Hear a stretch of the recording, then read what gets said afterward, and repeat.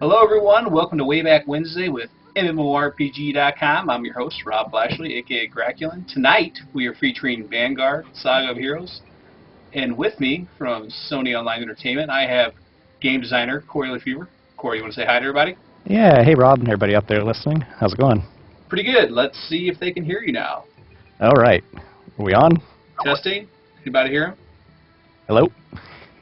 I'm waiting for feedback from the chat room. Yay, they got you. All right. Alrighty. Sorry about the technical difficulties. For whatever reason, XSplit wasn't playing nice with Skype. For all of you out there,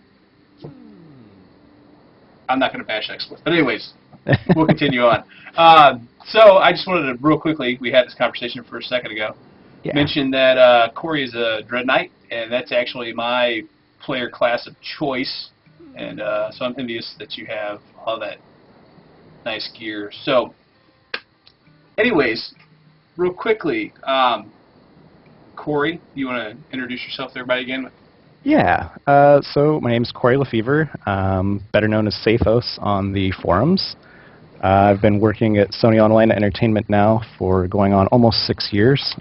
June will be my anniversary date. Been working off and on Vanguard in one capacity or another for most of that time. I got my start as a GM by the same name that I'm known as on the forums, so some of our listeners may be familiar with tickets I've helped them with in the past. But anyway, I did that for a while and then eventually transitioned into being a design apprentice, so doing kind of part-time design and kind of, you know, feeling things out and learning how to do everything that we do, and eventually, about 2 years ago now, I made the transition into being a full-time designer. Congratulations. How do you like it Thank you. Now that you're a full-time designer? It's great. I mean, you know, it's even on the really bad days, it's always really good. There isn't really such a bad thing, or a good thing. Yeah, isn't really such a thing as a bad day, getting all tongue-tied. You know, it's just a lot of fun. Like, it's really challenging, and you know, there's always something new to be doing or thinking about implementing, and sky's kind of the limit. That's one of the great things about working on this project. You know, our team's a little smaller, but it's allowed us the freedom to, you know, we're not really pigeonholed. So my experience here has been, you know, I do a little bit of crafting, a little bit of diplomacy, a little bit of general just sort of storyline progression, creating NPCs, creating raids, you name it. Awesome. You mentioned a couple things that I wanted to talk about tonight. Some of the things that make, I think, Vanguard unique in the MMO space compared to, you know, a lot of the newer things that are coming out, and one of which is crafting, which I don't know if we're really going to be able to show everybody because I don't know that my crafting skills are way up there, but Vanguard's probably got one of the more in-depth and interesting crafting systems that I've seen. The ability to add materials to, you know, add different properties to the item you're going to craft, which isn't necessary, but it's just like a bonus component. A little bit of luck plays into it, whether you're going to proc it and make the higher quality.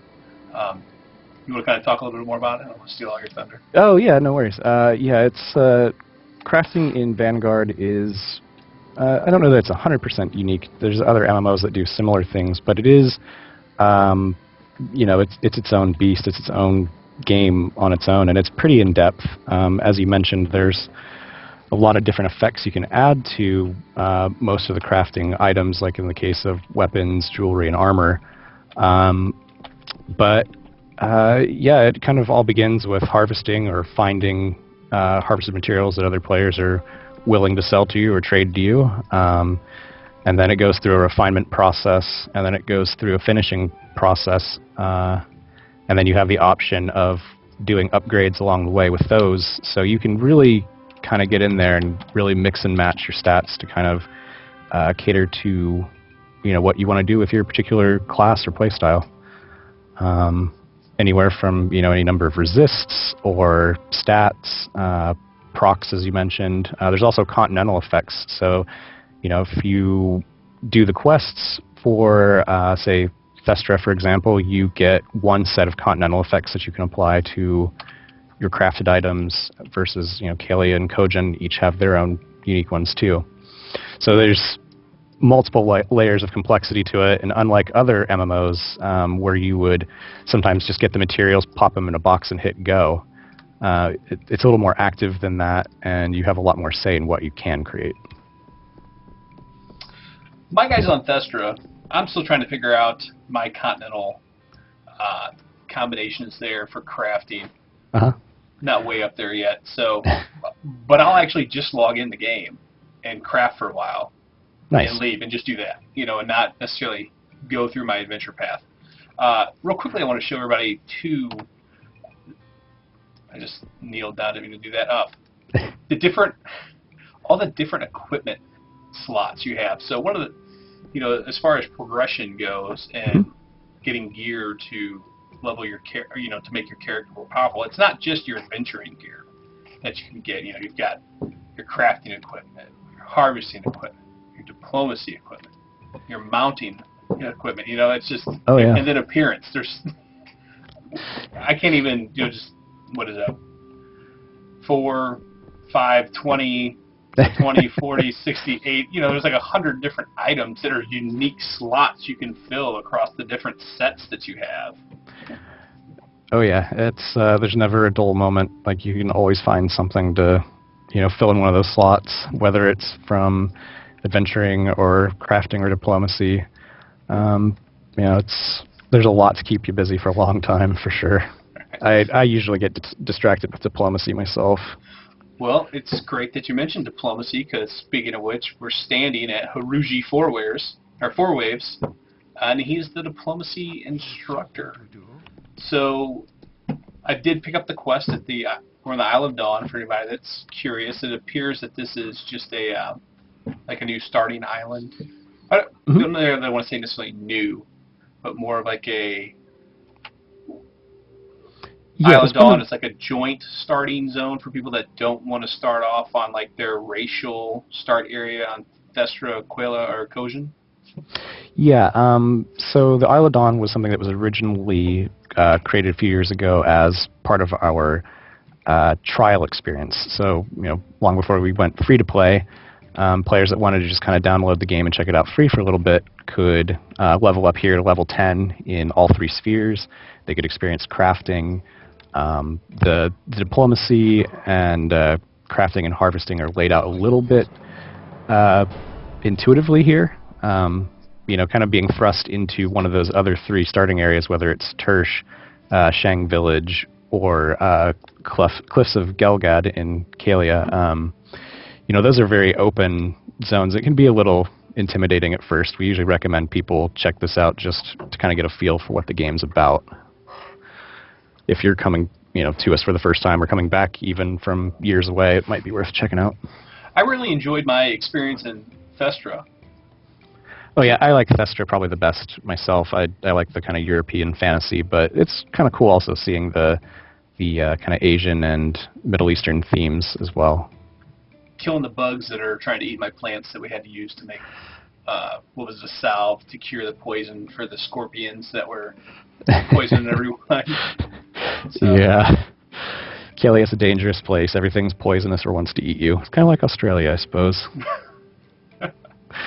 So, all right, I've gone ahead and selected the diplomacy training, the basics, and go ahead and let's see, show everybody out there that it sets up and it's really considered like an interview.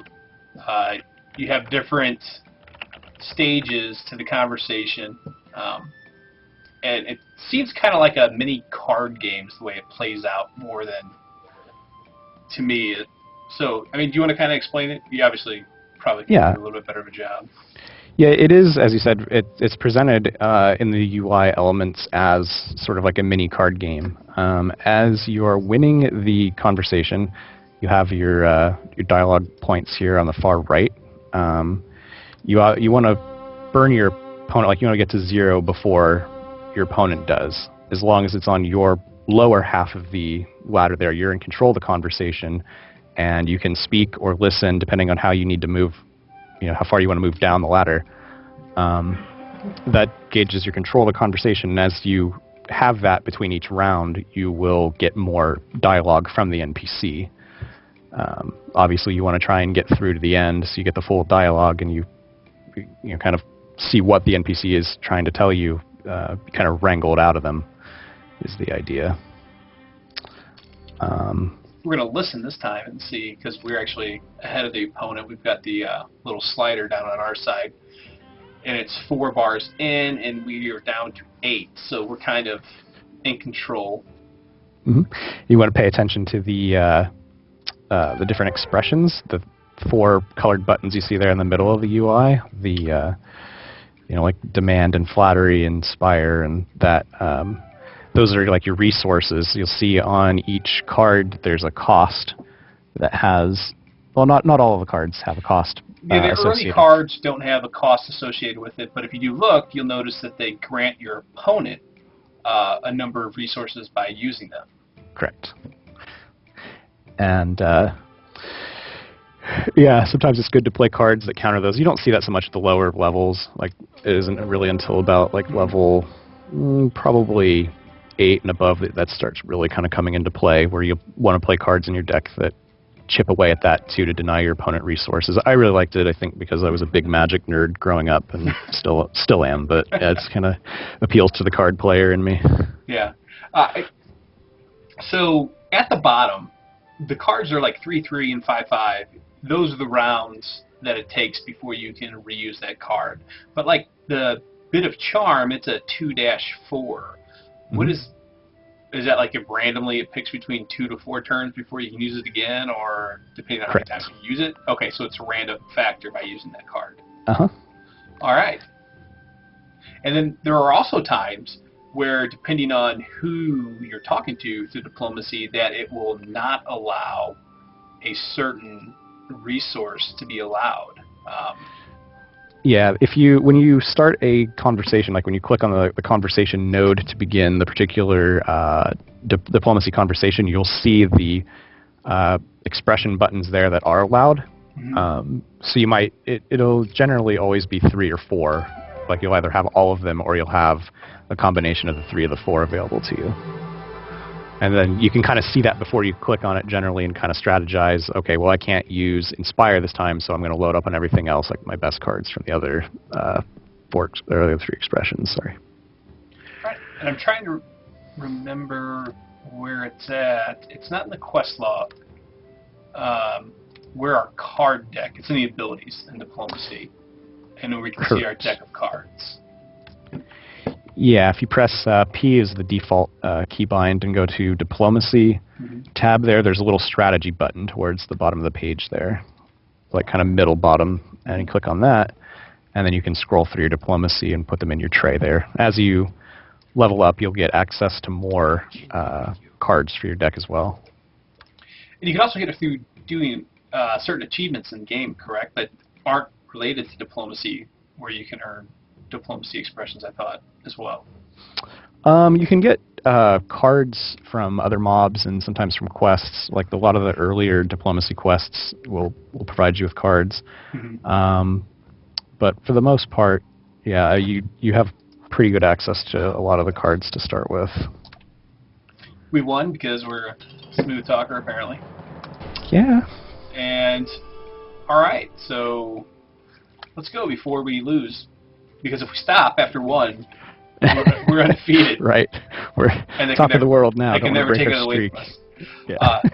Real quick, I want to point out, too, if people are looking at the screen right now, you'll see that my character is not wearing his adventuring armor. He kind of automatically switched into his parlay, or his diplomacy gear. I really like that. When you're doing something that requires another set of gear, like harvesting, you'll automatically switch into that, as long as you're not already in combat or something and try and harvest. But it's just... Yeah, that was one of the things, like, actually, as a player that kind of picked up the game at launch, it kind of surprised me at first. I was like, wait, what's going on here? Because you'd never really seen that in another MMO, and then it quickly became apparent, like, oh, okay, yeah, it is kind of neat. Sorry, go ahead. It's...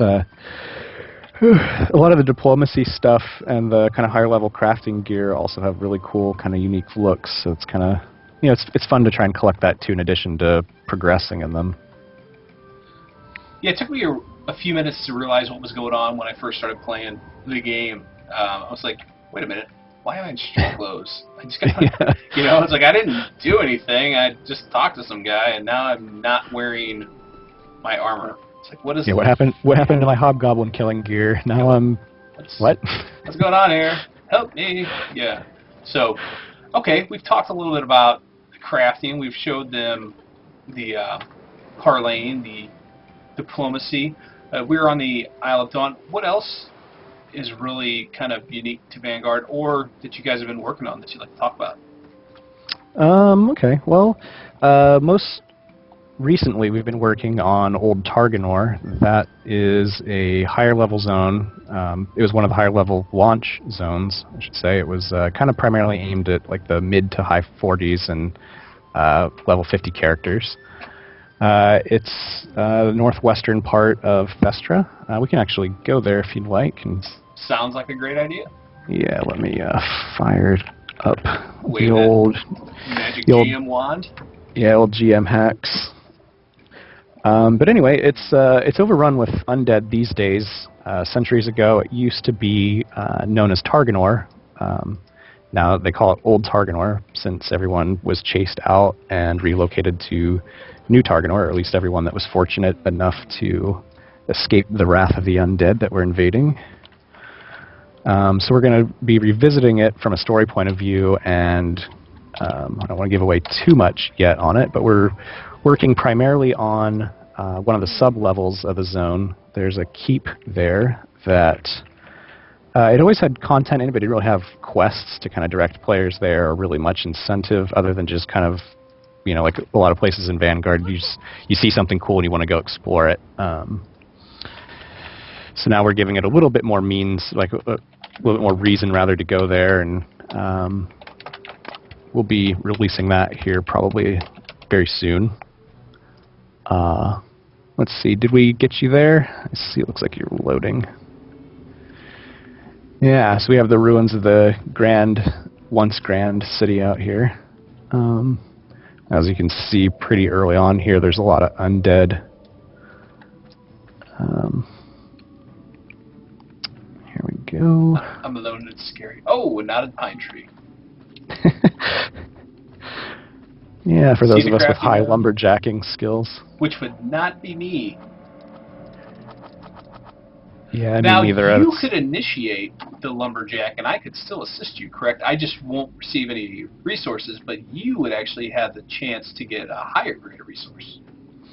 Am I wrong? Well, yes and no. Okay. If you had a high enough just generic harvesting skill level to assist me, you could. I believe for this particular node, you would need about a 400 skill, and then you could assist me once I start it, assuming you had one of the appropriate tools. Okay.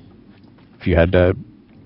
There's two different types of tools. Like there's the harvesting specific, like skill related ones, like for lumberjacking, and there's ones that are based off of just your raw harvesting skill. So you can help out with group harvesting. And yeah, it increases the yield, and it also increases the chance that you get rare resources from it.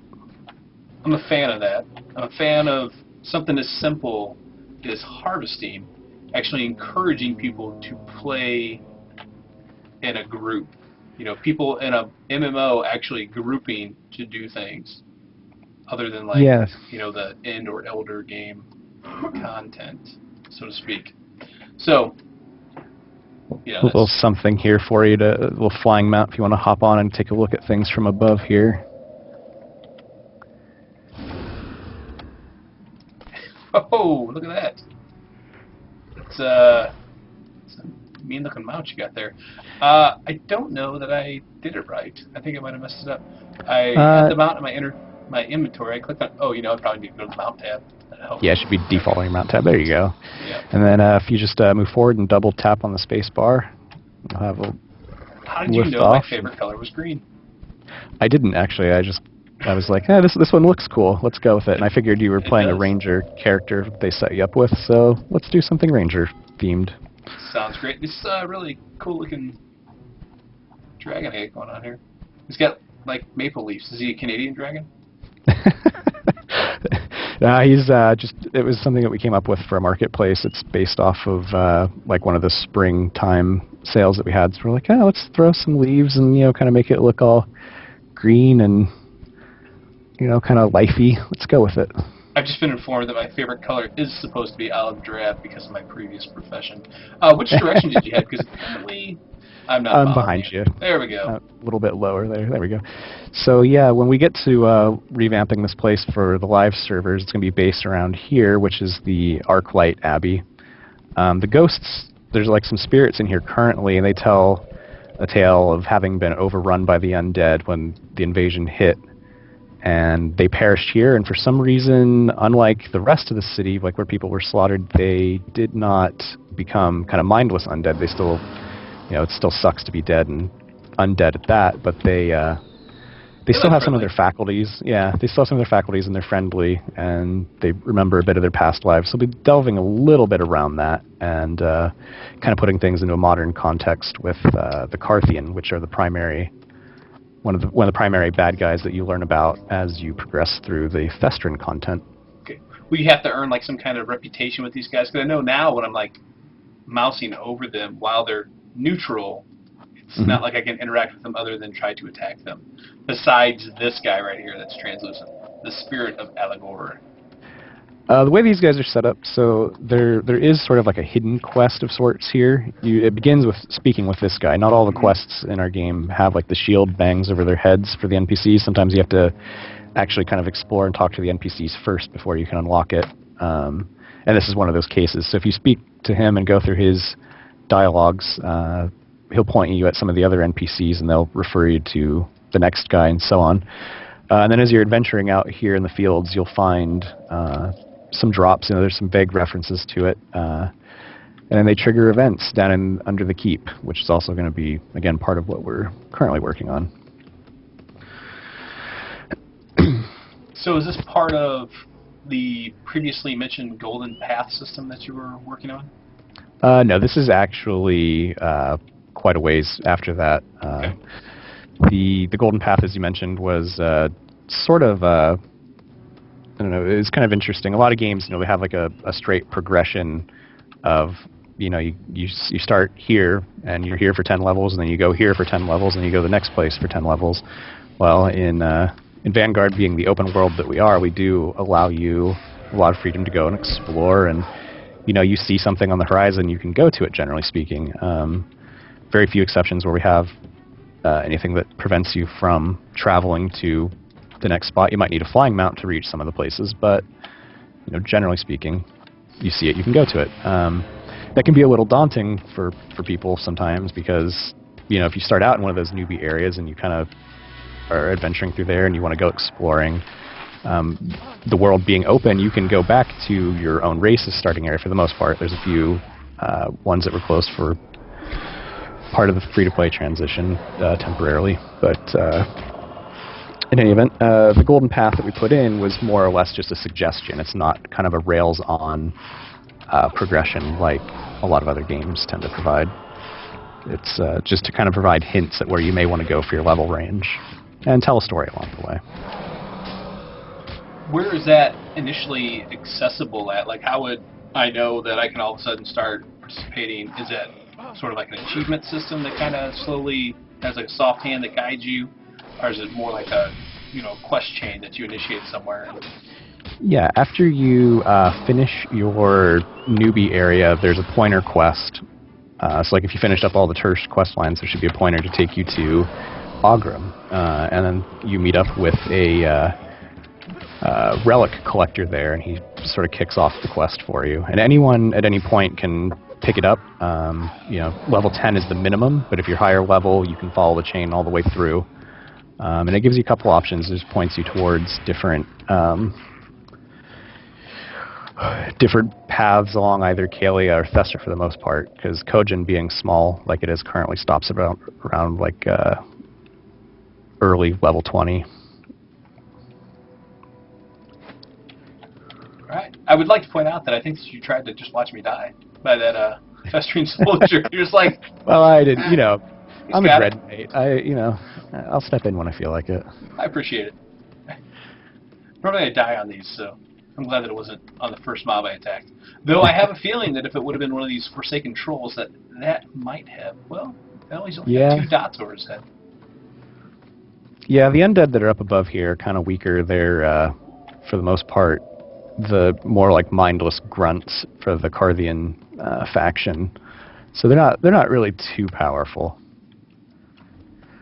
Although this guy kind of does make an impressive image, doesn't he? He does. I'm gonna smash you flat. This is the skin. Oh, and he punted me. Might want to visit a dermatologist. And punted you. It's like I'm going to pick on the ranged character, and I'm not going to ahead and move anywhere. And I'm trying to use my entangle, but it was still on a cooldown. No. There we go. Whoa, you weren't kidding about punting. Yeah, he's got quite a kick there. Just a little bit. I think it was field goal practice.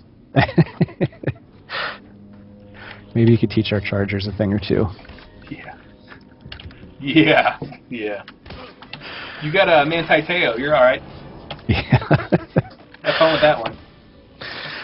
Oh. He'll fall in love with some beautiful San Diegan women that don't exist. Hey now, there's plenty of beautiful San Diegan women. I know, but he just won't fall in it with anything that exists. Just make one up. Right. So you got an ad, by the way, and it's not a very healthy-looking lurker there. It's got his rib cage hanging out.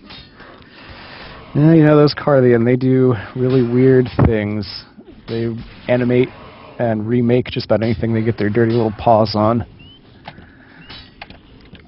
Take that, Sky Lurker. I've been caught up by chance. What happened to you? I got punted and right into the other mobs. You did. That can't end well. Oh, you feared him though. That's good. And the troll reset. Did you just like? Yeah. Did you like feign death or something? Maybe. Yes. Yeah. He said, "I don't have aggro." They said, "No, we don't." And they ran away. Someone called me out in the chat room. How can somebody from St. Louis make fun of the San Diego Chargers? Because even though our football team is terrible, no one on our football team has imaginary girlfriends that I know of. They stopped having imaginary friends when they were like in elementary school. So somebody Sam Bradford. He's not really popular around town. So. Yeah. All right. What else do you want to show off? I mean, this is a pretty cool, interesting looking zone, but you know, it's kind of dreary and drab. Do you have any like lush, vibrant, kind of not so depressing? I mean, this is really a nice looking zone as far as undead go, but. Right on. Actually, let me think. Where would we go? One of the other zones that I'd worked on just shortly after going free to play was the City of Brass dungeon. We should maybe go check that out real quick for some of our viewers that maybe haven't seen that yet. Actually, one of the things, if after we do that, for the next thing, is there any way that you could make us both invisible and like wander into like an actual instance, or is that kind of what we're going to that you're talking about? Yeah, it's okay. We don't really have instancing so much in Vanguard since it's open world, but yeah, it's one of our open world dungeons. It does have a progression quest like required to which are much get better into than it. instance dungeons, by the way, in my opinion. I think so, but I kind of cut my teeth on EverQuest, so I might be a little bit biased. Everything being open up until Lost Dungeons of Norath. But let's see here. They have their Let's place. Summon you in. Oh yeah, for sure. I mean, they've all got their pros and cons. I just like the immersion that an open world brings,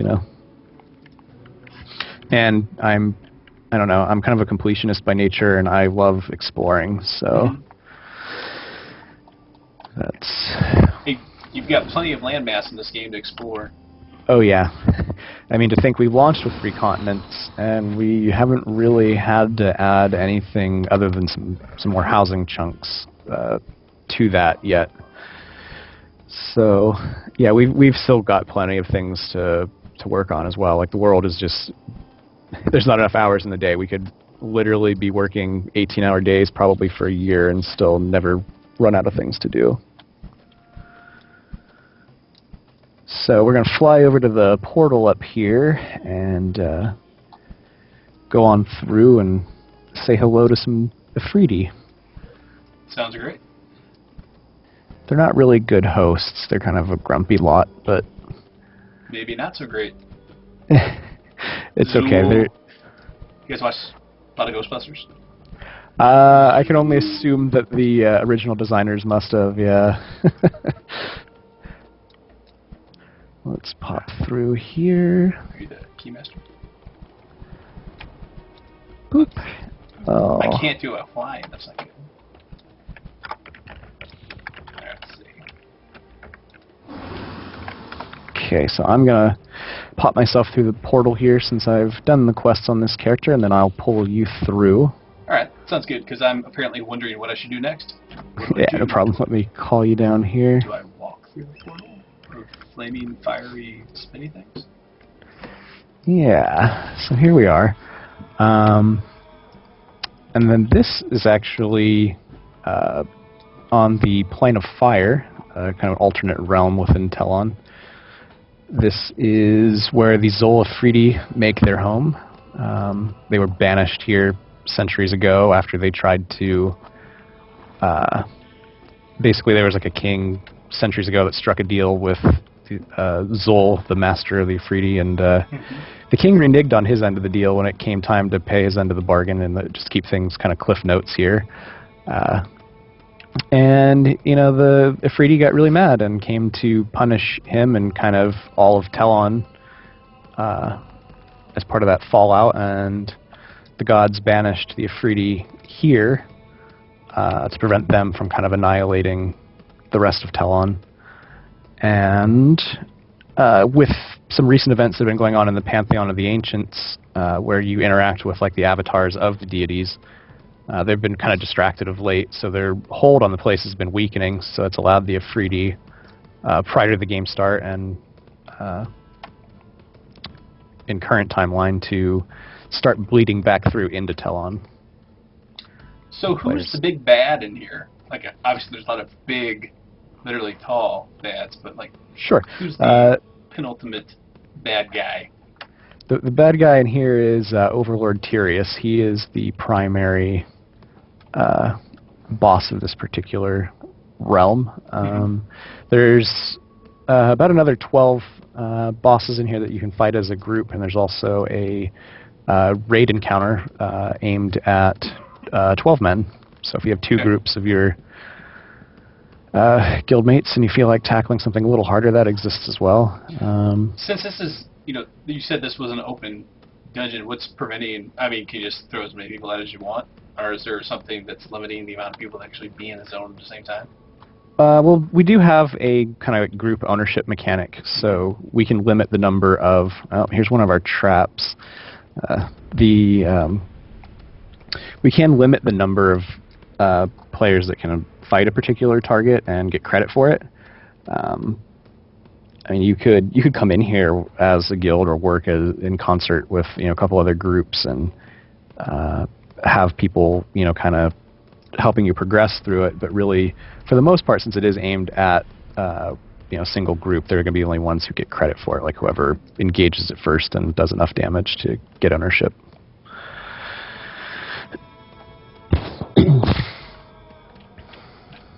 It's not like, EQ1 where you could get 72 people in and do that. That was kind of had its own excitement as well, but kind of sucks when you only get 3 pieces of loot for... So, who's got a marshmallow man so we can kill this guy? Right. Ray. Let's see.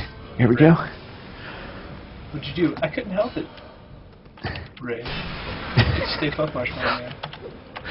If someone asks if you are a god, you say yes. Alright. Children of the 80s unite. Okay. Oh, yeah. Oh, no! He's trying to burn us down, but we've got our GM hacks on, so he's doing something. So I'm just considering melee on this. Yeah. Actually, no. I got you to do that. Let's sit back here and shoot him from range. And he just threw Rising Dread. Oh, that's from you, correct? Yes. Yeah, Rising Dread is one of my sort of inherent abilities as a Dread Knight. It's Dread Countenance. You build it up over time, and some of your abilities will force it higher. It debuffs the mob that you're fighting, and kind of basically just demoralizes it with your kind of aura of fear and hate. You need to pick it up with the deeps here, because this guy is not going down. Yeah, I didn't quite max everything, but... He's like, stop tickling me, guy. I'm going to kill you. Let's see. There's actually quite a few groups in here, so I'm not going to actually kill him for now. I'm going to just reset the encounter, because I don't want to gank someone's potential target. That's good, too, because there's probably somebody in here like, you're going to get like a bug report tomorrow. Yeah, like, hey, that mob's been just like down for a while. fighting himself. I don't know what's going on there. He just kind of fell over. I don't know. Yeah. Couldn't loot him. Sound like a 24-hour respawn timer. Thanks. Yeah. Thanks, actually, they've got a little bit faster respawn timer. Way we get around that sometimes with like these types of instances is by having a raid lockout that triggers when you kill the mob. So your particular group's locked out from it for a while. Kind of also encourage people to move on a little bit. So you don't have the same group of people camping it for hours on end. Like I can remember camping stuff in EQ1 for upwards of like 16 hours back in the day. So you were talking about the avatars of the gods who are currently, presenting themselves, and we were encountering them for like the first time. What's really going on with Vanguard now? Like 6 years after, and where do you see you guys going with it in the next year or two, as far as the story goes? Well, that's kind of the interesting thing about Vanguard lore. So we have the 3 continents, and they kind of have their own overall theme and kind of their own, unique baddies. There isn't really one sort of overarching story that, kind of holds true for the game itself. That's, one of the things I actually kind of enjoy. There's not some kind of A to B progression in terms of, just the world itself. There's, like, for example, in Kalia, kind of like the Afridi, the Elementals, that kind of stuff. They tend to be kind of the big bad, and that there are a lot of things that tie into that, but it's separate from the other 2 continents. So you kind of have a little bit of freedom of choice in terms of what you want to partake in. You can. I don't particularly care for this type of enemy or this particular type of setting, so I can go elsewhere and feed into that. And we're trying to, do even play between the 3 continents. Kojin hasn't had too much love as of yet, but before we went free to play, they had Magi Hold, which is like an early, like level 50s dungeon, and then we did, the City of Brass here, and then next we're moving on to Thestra for the Carthian and the Undead. As far as where we're going to go in like a year or beyond, I mean, we've got so many projects lined up that we would like to do, and we're going to end up doing it. It's just a matter of, we're keeping a close eye on our population with the free-to-play, how people are progressing, and kind of looking at it as, in terms of, all right, well, our population player base is kind of top-heavy in this area, or, this is what, this hasn't had some love in a bit, and people are asking for it. We're just kind of keeping things a little more open in terms of, I guess, how the timeline's going to break it down in terms of, where we go. Kind of hope that answers the question. Sorry. No, that's okay. But yeah, we have no shortage of things that we are going to do for the game. I know it's kind of non-specific, but I don't want to say, hey, we're going to work on this, and then maybe we find, maybe the population's shifted or people's preferences have shifted, so we're going to, kind of shift focus to that. We don't want to get really locked into saying like this is going to be X, Y, Z. In terms of how the content's going to come out. But one of the things that we're probably going to end up doing sooner than later, I can show you. It's not populated currently, but it actually continues the story presented here. Okay. Let me hop on my handy-dandy GM commands here. Just a reminder, screenshot button. Is it print screen, or is there a function key that... Minus key. Minus key, thank you. Uh-huh. Let's pop over to the Sepulchral Chasm. And let me get my bearings here. These valleys here always look kind of one and the same. Are they letting you go to SOE Live this year? Yeah, I mean, if I'm not there in an official capacity, I'll be there on my own for sure, but I'm pretty sure a large part of the team is going to be going.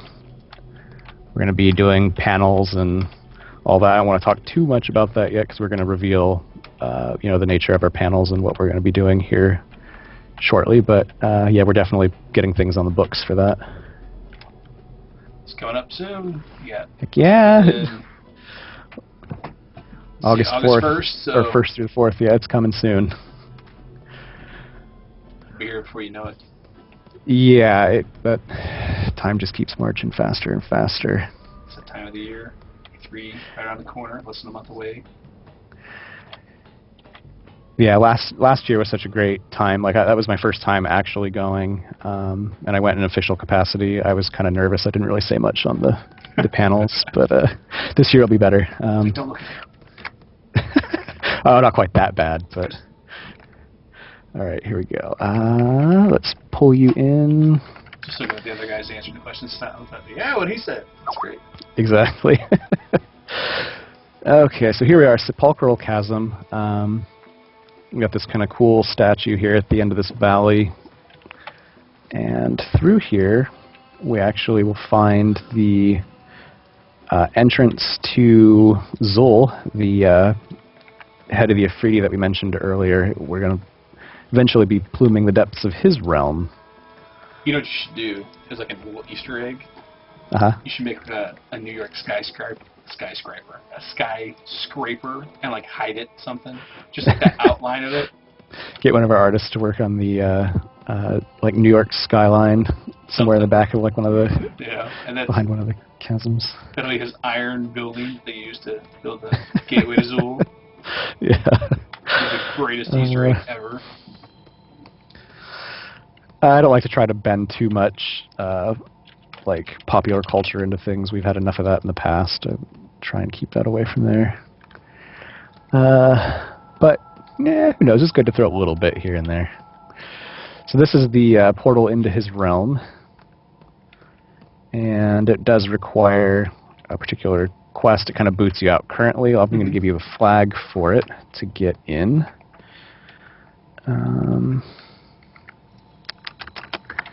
Just find it here. I don't remember it off the top of my head.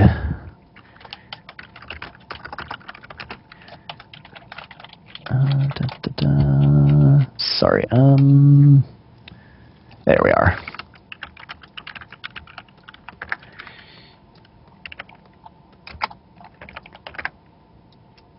Oh, helps if I actually target you when I do that. That's okay. There we go. All right, and then I'm gonna tunnel down through, and I will see you momentarily on the other side here.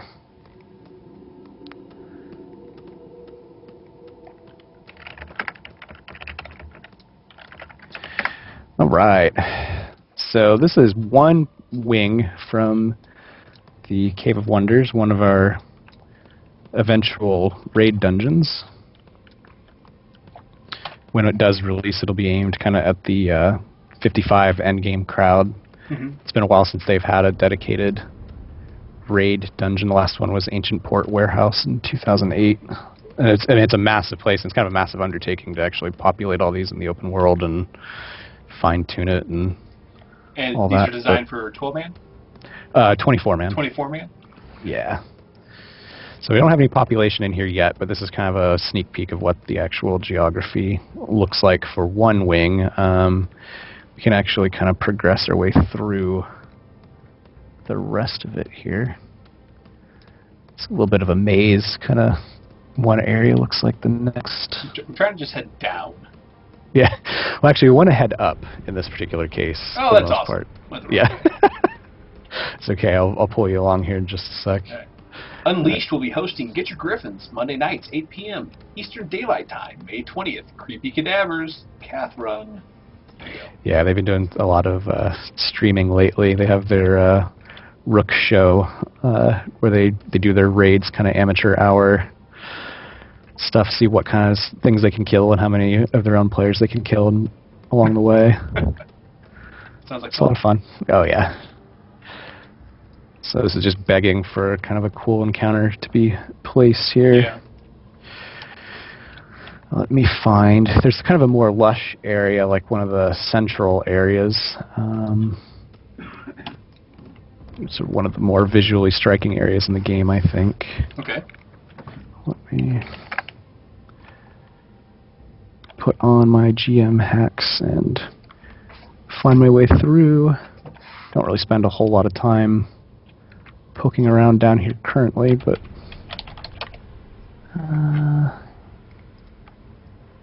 let's see, is this it? It's the wonderful thing about Vanguard. It's so easy to get lost and so easy to just kind of discover things just the same. You walk through a place you've been 10 times, turn a corner and look at something, just from a different angle, and suddenly you find yourself through another part of the dungeon. That's really missing from a lot of modern MMOs, though, the ability to actually go somewhere and get lost because everything's so on rails, or it's instanced, or, it's not open. You don't get to travel. Yeah, it's very linear in a lot of cases. I mean, again, it has its pros and cons, too. I don't want to completely talk down about other You're right. Game worlds, but people, they want fast travel because they don't want to waste time traveling, but then when you do that, you lose the ability to get lost traveling. So, it's one or the other. Here we go. People get busy. Yeah, it's kind of good to have something to do when when you've crushed a dungeon for the 12th time or whatever, seeing how fast you can get through it. Sometimes it's good to just go out and relax and start fishing or hop on your boat or fly on your flying mount and see something you hadn't seen before. So here we kind of transition into the palace. Kind of reminds me of old, Vexthal a little bit from old school EQ1, for anyone that's familiar with that. Much brighter and less dreary than that place was by far, but I don't know, I just really like the architecture here, like the blues and the kind of warm metals, and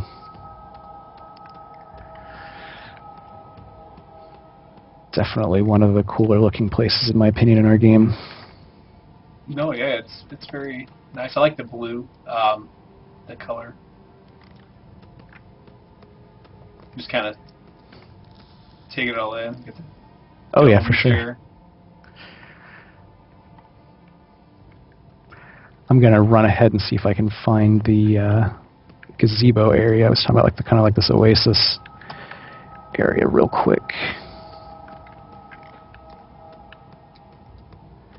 This place is massive. I like the shadows.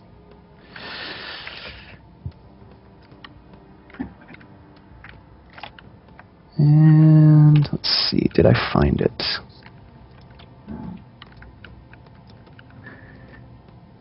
Yes, I did find it. Cool. Alright, I'm going to pull you down over here real quick to show you this. Okay.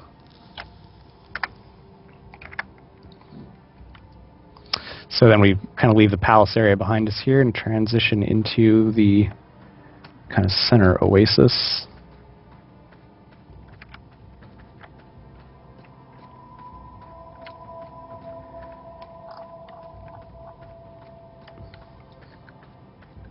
You can just imagine when we open this place up that there's 24 people trying to follow each other through this.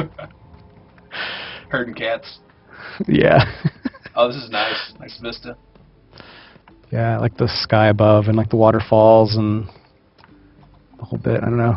Sometimes I just kind of come here when I'm trying to work something out and, design-wise, just kind of sit and relax. It's really nice. It's a shame that you're going to have to put some kind of a bad guy in here. Yeah.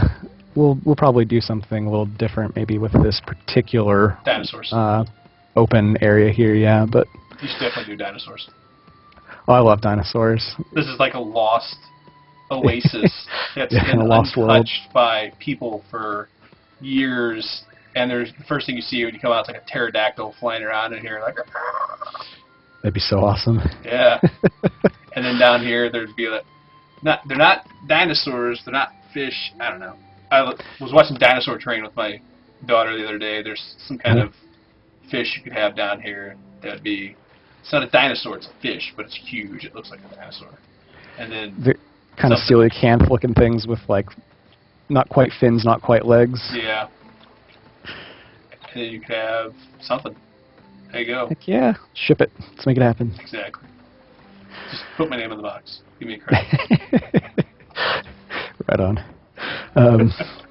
Yeah. So yeah, I mean that's kind of the general idea of this place, or will be. You know, it's. And what is the name of this area going to be? It's currently the Cave of the Wonders. It's below the sepulchral chasm. Sorry. It's part of the desert in Kalia. Do you guys have like a time window when players might see this as a populated zone, or it's just? Again, it just I don't want kind you of to make any promises that yeah, you're not keeping, but as soon as I say something, someone will be on the forum saying, "Hey, you promised it by X, Y, Z, date and such." But sooner than later would probably be the best I could give on that. Sorry to be vague. That's okay. Because a couple of the other areas that we were looking at is Pankersee, which is an old dark elf city. Originally, it was sort of like a hidden military installation of theirs. They had kind of breached the surface of Talon, having come from the subterranean layers. They were kind of driven up and out by an elemental force, and they've been a little bit kind of had their backs against the wall ever since, and we'll be exploring that a little bit further also sooner than later. That'll be primarily a level 50 plus progression area with solo, small group, and group progression, probably with a few raid encounters thrown into the mix as well. And that'll eventually transition into Sturhod, one of the more anticipated areas in the game that we have. It's like again, where the Dark Elves kind of broke into the surface, and it's kind of a neat, fiery caldera, and lots of dragons and angry Dark Elves. And that's great, because I think one of the major concerns that I've seen from forumites and just people in general on social media with regards to Vanguard has been kind of like the lack of level 55 kind of stuff to do right, wrong, or indifferent. That's just kind of the sense that I picked up. Yeah, we had the break in development there for a while, and that gave people a lot of time to kind of get towards the top end. So, they've been hungry for new things to do, and we definitely want to give that to them. But we need to make sure that we can do it in a timely and kind of quality manner. So. Well, it sounds and looks like you've got a bunch of stuff up your guys' sleeve, even for the higher end, but not the top end with the other zone that we looked at. So. For sure, and then. One of the other things we're kind of looking at doing is continuing the crafting and diplomacy saga lines. They currently end around kind of late 20s, early 30s, depending on when you kind of pick it up and what else you're doing along the way. So we want to kind of continue that on through to the end for both of those spheres as well. And yeah, as I said, no shortage of things. We could easily keep ourselves busy for probably the next 6 years. So. Hey, it's great job security. True, and it's a great project to be on. So since you've been on the project, what do you think that your favorite thing you've done is? My favorite thing is actually probably having figured out how to create crafting and diplomacy content. It was quite a challenge to figure out the back end of that, because as complex as they are for players to kind of get involved with and kind of experience that content, it's like 3 times as complex on the back end easily. It's really challenging, and I like that challenge. It's just sometimes that's why it's a little bit longer to get that content out. So yeah, figuring that out was definitely probably top of my list as far as accomplishments for for working on the project. And if you had one last thing to leave, your players with before we call it an evening, what do you want to let them know? What would I like to let our players know? No, it's pretty open-ended. It's designed. Oh yeah, for sure. We're busy working on the content. We're trying to get as much quality and quantity out as we can. I know we can't always reach everyone with every update, but we're doing regular updates. And you know, if there's something you'd like to see, certainly let us know. We're just going to continue working on this, putting our heart and soul into it, and doing the best we can to make sure we're here another 6 years and beyond. So that's probably what I would leave it with. You know, stick with us. We're going places. All right, that's great to hear. Well, thanks for your time, Corey. We really appreciate it. Everybody out there, have a great night. Yep. Thanks for having us, and have a good night. We'll talk to you soon.